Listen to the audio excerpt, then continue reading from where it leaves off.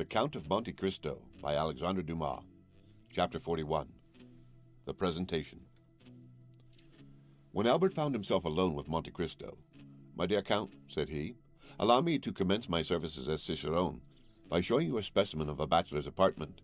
You, who are accustomed to the palaces of Italy, can amuse yourself by calculating in how many square feet a young man who is not the worst lodged in Paris can live. As we pass from one room to another, I will open the windows to let you breathe." Monte Cristo had already seen the breakfast room and the salon on the ground floor. Albert led him first to his atelier, which was, as we have said, his favorite apartment. Monte Cristo quickly appreciated all that Albert had collected here: old cabinets, Japanese porcelain, Oriental stuffs, Venetian glass, arms from all parts of the world. Everything was familiar to him, and at the first glance he recognized their date, their country, and their origin. Morcerf had expected he should be the guide. On the contrary, it was he who, under the Count's guidance, followed a course of archaeology, mineralogy, and natural history. They descended to the first floor. Albert led his guest into the salon. The salon was filled with the works of modern artists. There were landscapes by Dupré, with their long reeds and tall trees, their lowing oxen and marvelous skies. Delacroix's Arabian cavaliers, with their long white burnouses, their shining belts, their damasked arms, their horses who tore each other with their teeth, while their riders contended fiercely with their maces. Aquarelles of Bollinger, representing Notre-Dame de Paris with that vigor that makes the artist the rival of the poet. There were paintings by Diaz, who makes his flowers more beautiful than flowers, his suns more brilliant than the sun. Designs by Decamp, as vividly colored as those of Salvator Rosa, but more poetic. Pastels by Giraud and Muller, representing children like angels and women with the features of a virgin. Sketches torn from the album of Dusat's travels in the East that had been made in a few seconds on the saddle of a camel, or beneath the dome of a mosque. In a word, all that modern art can give in exchange and as recompense for the art lost and gone, with ages long since past. Albert expected to have something new this time to show to the traveler, but, to his great surprise, the latter, without seeking for the signatures, many of which indeed were only initials, named instantly the author of every picture in such a manner that it was easy to see that each name was not only known to him, but that each style associated with it had been appreciated and studied by him. From the salon they passed into the bedchamber. It was a model of taste and simple elegance. A single portrait signed by Leopold Robert shone in its carved and gilded frame. This portrait attracted the Count of Monte Cristo's attention, for he made 3 rapid steps in the chamber and stopped suddenly before it. It was the portrait of a young woman of 5 or 26, with a dark complexion and light and lustrous eyes veiled beneath long lashes. She wore the picturesque costume of the Catalan fisherwoman, a red and black bodice, and golden pins in her hair. She was looking at the sea, and her form was outlined on the blue ocean and sky. The light was so faint in the room that Albert did not perceive the pallor that spread itself over the Count's visage, or the nervous heaving of his chest and shoulders. Silence prevailed for an instant, during which Monte Cristo gazed intently on the picture. "You have there a most charming mistress, Viscount," said the Count in a perfectly calm tone, "and this costume, a ball costume doubtless, becomes her admirably." "Ah, monsieur," returned Albert, "I would never forgive you this mistake if you had seen another picture besides this. You do not know my mother. She it is whom you see here. She had her portrait painted thus 6 or 8 years ago. This costume is a fancy one, it appears, and the resemblance is so great that I think I still see my mother the same as she was in 1830. The Countess had this portrait painted during the Count's absence. She doubtless intended giving him an agreeable surprise, but, strange to say, this portrait seemed to displease my father, and the value of the picture, which is, as you see, one of the best works of Leopold Robert, could not overcome his dislike to it. It is true, between ourselves, that Monsieur de Morcerf is one of the most assiduous peers at the Luxembourg, a general renowned for theory, but a most mediocre amateur of art. It is different with my mother, who paints exceedingly well, and who, unwilling to part with so valuable a picture, gave it to me to put here, where it would be less likely to displease Monsieur de Morcerf, whose portrait by Gros I will also show you. Excuse my talking of family matters, but as I shall have the honor of introducing you to the Count, I tell you this to prevent you making any allusions to this picture. The picture seems to have a malign influence, for my mother rarely comes here without looking at it, and still more rarely does she look at it without weeping. This disagreement is the only one that has ever taken place between the Count and Countess, who are still as much united, although married more than 20 years, as on the first day of their wedding." Monte Cristo glanced rapidly at Albert, as if to seek a hidden meaning in his words, but it was evident the young man uttered them in the simplicity of his heart. "Now," said Albert, "that you have seen all my treasures, allow me to offer them to you, unworthy as they are. Consider yourself as in your own house, and to put yourself still more at your ease, pray, accompany me to the apartments of Monsieur de Morcerf, he whom I wrote from Rome on account of the services you rendered me, and to whom I announced your promised visit, and I may say that both the Count and Countess anxiously desire to thank you in person. You are somewhat blasé, I know, and family scenes have not much effect on Sinbad the sailor, who has seen so many others.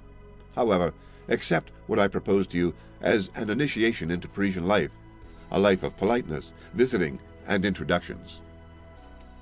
Monte Cristo bowed without making any answer. He accepted the offer without enthusiasm and without regret, as one of those conventions of society which every gentleman looks upon as a duty. Albert summoned his servant and ordered him to acquaint Monsieur and Madame de Morcerf of the arrival of the Count of Monte Cristo. Albert followed him with the Count. When they arrived at the antechamber, above the door was visible a shield which, by its rich ornaments and its harmony with the rest of the furniture, indicated the importance the owner attached to this blazon. Monte Cristo stopped and examined it attentively. "As your 7 merlets, or placed bender," said he, "these are doubtless your family arms. Except the knowledge of blazons that enables me to decipher them, I am very ignorant of heraldry, I, a count of a fresh creation, fabricated in Tuscany by the aid of a commandery of St. Stephen, and who would not have taken the trouble had I not been told that when you travel much it is necessary. Besides, you must have something on the panels of your carriage to escape being searched by the custom-house officers. Excuse my putting such a question to you." "It is not indiscreet," returned Morcerf, with the simplicity of conviction. "You have guessed rightly. These are our arms, that is, those of my father, but they are, as you see, joined to another shield, which has gulls, a silver tower, which are my mother's. By her side I am Spanish, but the family of Morcerf is French, and I have heard one of the oldest of the south of France." "Yes," replied Monte Cristo, "these blazons prove that. Almost all the armed pilgrims that went to the Holy Land took for their arms either a cross in honor of their mission, or birds of passage in sign of the long voyage they were about to undertake, and which they hoped to accomplish on the wings of faith. One of your ancestors had joined the Crusades, and supposing it to be only that of St. Louis, that makes you mount to the 13th century, which is tolerably ancient." "It is possible," said Morcerf. "My father has in his study a genealogical tree which will tell you all that, and on which I made commentaries that would have greatly edified Hosier and Jacot. At present, I no longer think of it, and yet I must tell you that we are beginning to occupy ourselves greatly with these things under our popular government." "Well then, your government would do well to choose from the past something better than the things that I have noticed on your monuments, and which have no heraldic meaning whatever. As for you, Viscount," continued Monte Cristo to Morcerf, "you are more fortunate than the government, for your arms are really beautiful and speak to the imagination. Yes, you are at once from Provence and Spain. That explains, if the portrait you showed me be like, the dark hue I so much admired on the visage of the noble Catalan. It would have required the penetration of Oedipus or the Sphinx to have divined the irony the Count concealed beneath these words, apparently uttered with the greatest politeness." Morcerf thanked him with a smile and pushed open the door above which were his arms, and which, as we have said, opened into the salon. In the most conspicuous part of the salon was another portrait. It was that of a man from 5 to 38 in the uniform of a general officer, wearing the double epaulette of heavy bullion that indicates superior rank, the ribbon of the Legion of Honor around his neck, which showed he was a commander, and on the right breast, the star of a grand officer of the Order of the Savior, and on the left that of the Grand Cross of Charles III, which proved that the person represented by the picture had served in the wars of Greece and Spain, or, what was just the same thing as regarded decorations, had fulfilled some diplomatic mission in the two countries. Monte Cristo was engaged in examining this portrait with no less care than he had bestowed upon the other, when another door opened, and he found himself opposite to the Count of Morcerf in person. He was a man of 40 to 45 years, but he seemed at least 50, and his black mustache and eyebrows contrasted strangely with his almost white hair, which was cut short in the military fashion. He was dressed in plain clothes, and wore at his buttonhole the ribbons of the different orders to which he belonged. He entered with a tolerably dignified step and some little haste. Monte Cristo saw him advance towards him without making a single step. It seemed as if his feet were rooted to the ground, and his eyes on the Count of Morcerf. "Father," said the young man, "I have the honor of presenting to you the Count of Monte Cristo, the generous friend whom I had the good fortune to meet in the critical situation of which I have told you." "You are most welcome, monsieur," said the Count of Morcerf, saluting Monte Cristo with a smile, "and monsieur has rendered our house, in preserving its only heir, a service which ensures him our eternal gratitude." As he said these words, the Count of Morcerf pointed to a chair, while he seated himself in another opposite the window. Monte Cristo, in taking the seat Morcerf offered him, placed himself in such a manner as to remain concealed in the shadow of the large velvet curtains, and read on the careworn and livid features of the Count a whole history of secret griefs, written in each wrinkle time had planted there. "The Countess," said Morcerf, "was at her toilet when she was informed of the visit she was about to receive. She will, however, be in the salon in 10 minutes. "It is a great honor to me," returned Monte Cristo, "to be thus, on the first day of my arrival in Paris, brought in contact with a man whose merit equals his reputation, and to whom fortune has for once been equitable. But has she not still on the plains of Metigia, or in the mountains of Atlas, a marshal's staff to offer you?"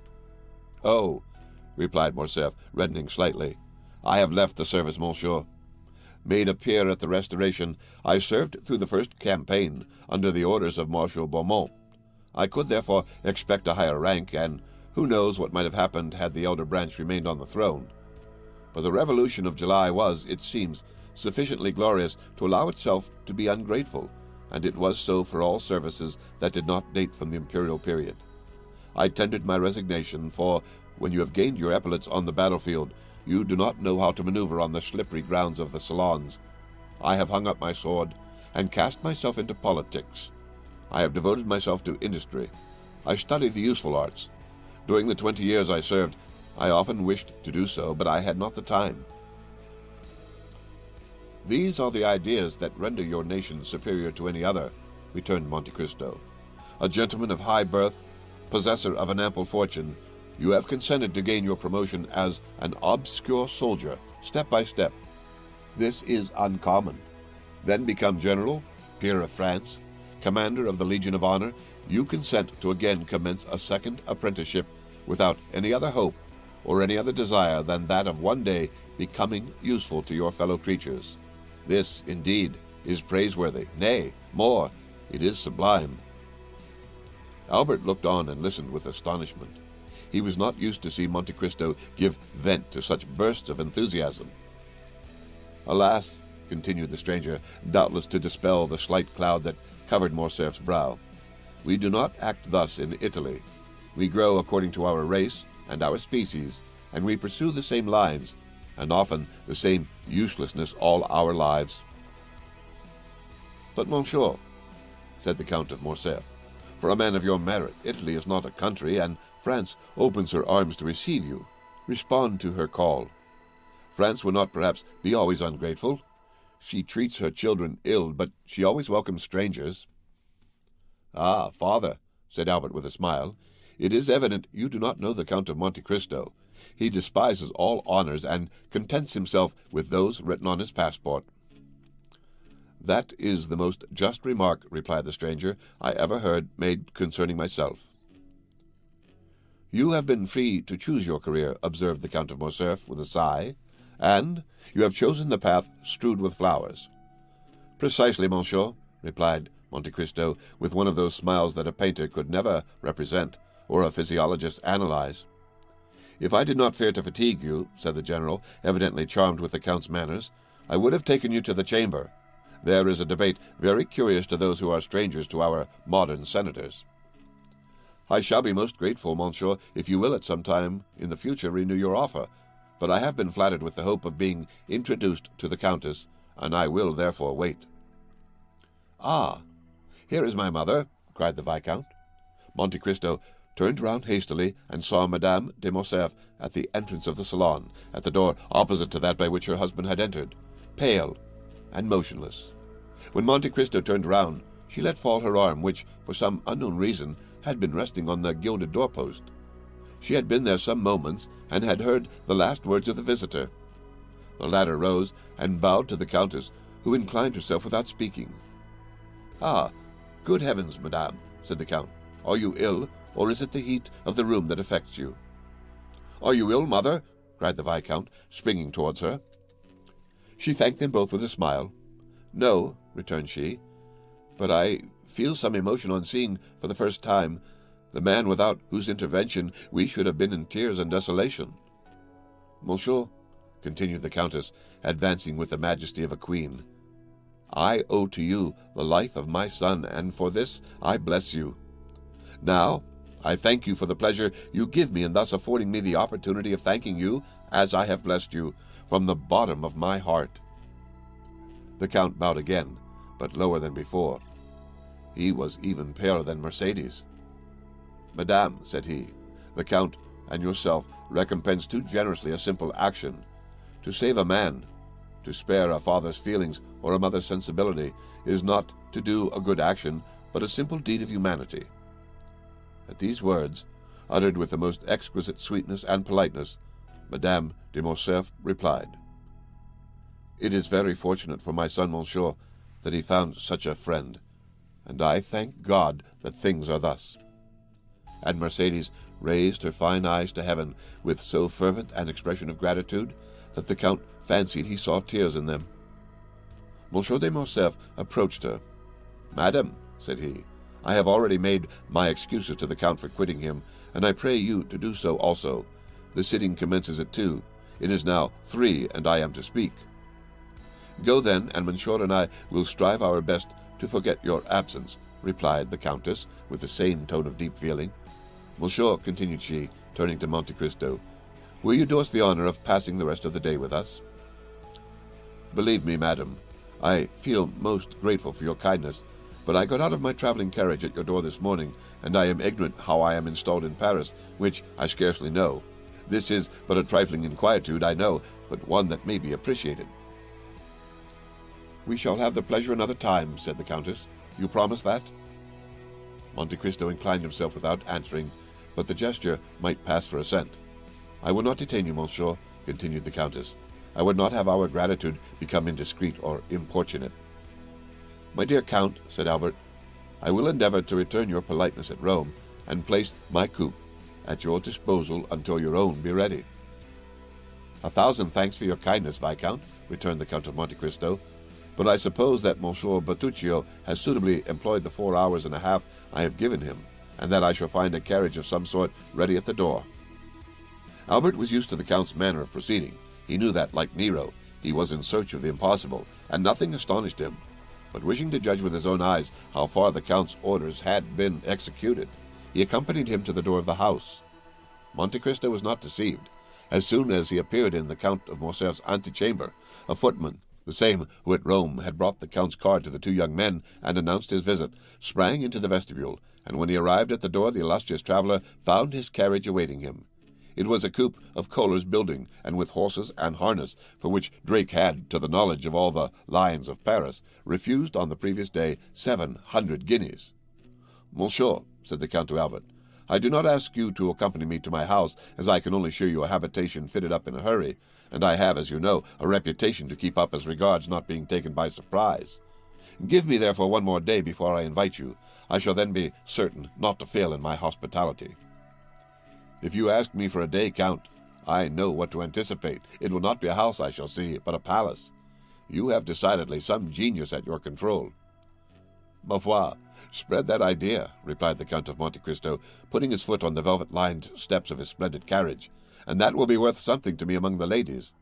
As he spoke, he sprang into the vehicle. The door was closed, but not so rapidly that Monte Cristo failed to perceive the almost imperceptible movement which stirred the curtains of the apartment in which he had left Madame de Morcerf.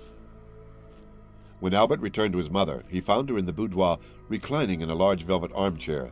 the whole room so obscure that only the shining spangle fastened here and there to the drapery, and the angles of the gilded frames of the pictures showed with some degree of brightness in the gloom. Albert could not see the face of the Countess, as it was covered with a thin veil she had put on her head, and which fell over her features in misty folds, but it seemed to him as though her voice had altered. He could distinguish amid the perfumes of the roses and heliotropes in the flower-stands the sharp and fragrant odor of volatile salts, and he noticed in one of the chased cups on the mantelpiece the Countess's smelling bottle, taken from its shagreen case, and exclaimed in a tone of uneasiness as he entered, "My dear mother, have you been ill during my absence?" No, Albert, but you know these roses, tuberoses, and orange flowers throw out at first, before one is used to them, such violent perfumes." "Then, my dear mother," said Albert, putting his hand to the bell, "they must be taken into the antechamber. You are really ill, and just now were so pale as you came into the room." "Was I pale, Albert?" "Yes, a pallor that suits you admirably, mother, but which did not the less alarm my father and myself." "Did your father speak of it?" inquired Mercedes, eagerly. "No, madame, but do you not remember that he spoke of the fact to you?" "Yes, I do remember," replied the Countess. A servant entered, summoned by Albert's ring of the bell. "Take these flowers into the anteroom or dressing-room," said the Viscount. "They make the Countess ill." The footman obeyed his orders. A long pause ensued, which lasted until all the flowers were removed. "What is this name of Monte Cristo?" inquired the Countess, when the servant had taken away the last vase of flowers. "Is it a family name, or the name of the estate, or a simple title?" "I believe, mother, it is merely a title. The Count purchased an island in the Tuscan archipelago, and, as he told you today, has founded a commandery. You know the same thing was done for St. Stephen of Florence, St. George Constantinian of Parma, and even for the Order of Malta. Except this, he has no pretension to nobility, and calls himself a chance count, although the general opinion at Rome is that the Count is a man of very high distinction." "His manners are admirable," said the Countess, "at least as far as I could judge in the few minutes he remained here." "They are perfect, mother, so perfect that they surpass by far all I have known in the leading aristocracy of the three proudest nobilities of Europe, the English, the Spanish, and the German." The Countess paused a moment. Then, after a slight hesitation, she resumed. "You have seen my dear Albert. I ask the question as a mother. You have seen Monsieur de Monte Cristo in his house. You are quick-sighted, have much knowledge of the world, more tact than is usual at your age. Do you think the Count is really what he appears to be?" "What does he appear to be?" "Why, you have just said, a man of high distinction." "I told you, my dear mother, he was esteemed such. But what is your own opinion, Albert?" "I must tell you that I have not come to any decided opinion respecting him, but I think him a Maltese. I do not ask you of his origin, but what he is." "Ah, what he is, that is quite another thing. I have seen so many remarkable things in him, that if you would have me really say what I think, I shall reply that I really do look upon him as one of Byron's heroes, whom misery has marked with a fatal brand. Some Manfred, some Lara, some Werner, one of those wrecks, as it were, of some ancient family who, disinherited of their patrimony, have achieved one by the force of their adventurous genius which has placed them above the laws of society." "You say?" "I say that Monte Cristo is an island in the midst of the Mediterranean, without inhabitants or garrison, the resort of smugglers of all nations and pirates of every flag. Who knows whether or not these industrious worthies do not pay to their feudal lords some dues for his protection?" "That is possible," said the Countess, reflecting. "Never mind," continued the young man, "smuggler or not, you must agree, mother dear, as you have seen him, that the Count of Monte Cristo is a remarkable man who will have the greatest success in the salons of Paris. Why, this very morning in my rooms he made his entree amongst us by striking every man of us with amazement, not even excepting Chateau Renaud." "And what do you suppose is the Count's age?" inquired Mercedes, evidently attaching great importance to this question. 35 or 36, mother." "So young? It is impossible," said Mercedes, replying at the same time to what Albert said, as well as to her own private reflection. "It is the truth, however. 3 or 4 times he has said to me, and certainly without the slightest premeditation, at such a period I was 5 years old, at another 10 years old, at another 12, and I, induced by curiosity which kept me alive to these details, have compared the dates and never found him inaccurate. The age of this singular man, who is of no age, is then, I am certain, 35. Besides, mother, remark how vivid his eye, how raven-black his hair, and his brow, though so pale, is free from wrinkles. He is not only vigorous, but also young. The Countess bent her head, as if beneath a heavy wave of bitter thoughts. "And has this man displayed a friendship for you, Albert?" she asked with a nervous shudder. "I am inclined to think so." "And do you like him?" "Why, he pleases me in spite of Franz d'Épinay, who tries to convince me that he is a being returned from the other world." The Countess shuddered. "Albert," she said in a voice which was altered by emotion, "I have always put you on your guard against new acquaintances. Now you are a man and are able to give me advice.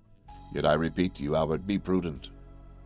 "Why, my dear mother, it is necessary in order to make your advice turn to account that I should know beforehand what I have to distrust. The Count never plays. He only drinks pure water tinged with a little sherry, and is so rich that he cannot, without intending to laugh at me, try to borrow money. What, then, have I to fear from him?" "You are right," said the Countess, "and my fears are weakness, especially when directed against a man who has saved your life. How did your father receive him, Albert? It is necessary that we should be more than complacent to the Count. Monsieur de Morcerf is sometimes occupied. His business makes him reflective, and he might, without intending it—" "Nothing could be better in taste than my father's demeanor, madam," said Albert. "Nay, more, he seemed greatly flattered at 2 or 3 compliments which the Count very skilfully and agreeably paid him with as much ease as if he had known him these 30 years. Each of these little tickling arrows must have pleased my father," added Albert with a laugh, "and thus they parted the best possible friends, and Monsieur de Morcerf even wished to take him to the chamber to hear the speakers." The Countess made no reply. She fell into so deep a reverie that her eyes gradually closed. The young man, standing up before her, gazed upon her with that filial affection which is so tender and endearing with children whose mothers are still young and handsome. Then, after seeing her eyes closed, and hearing her breathe gently, he believed she had dropped asleep, and left the apartment on tiptoe, closing the door after him with the utmost precaution. "This devil of a fellow," he muttered, shaking his head. "I said at the time he would create a sensation here, and I measure his effect by an infallible thermometer. My mother has noticed him, and he must therefore perforce be remarkable." He went down to the stables, not without some slight annoyance, when he remembered that the Count of Monte Cristo had laid his hands on a turnout which sent his bays down to a second place in the opinion of connoisseurs. "Most decidedly," said he, "men are not equal, and I must beg my father to develop this theorem in the Chamber of Peers." The end of Chapter 41 of The Count of Monte Cristo, read by Rick Kistner, for Lit2Go.